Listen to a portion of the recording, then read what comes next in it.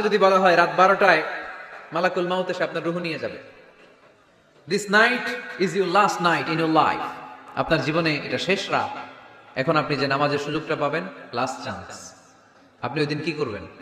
আহা, কত সুন্দর করে অজু বানাবেন, তাই না?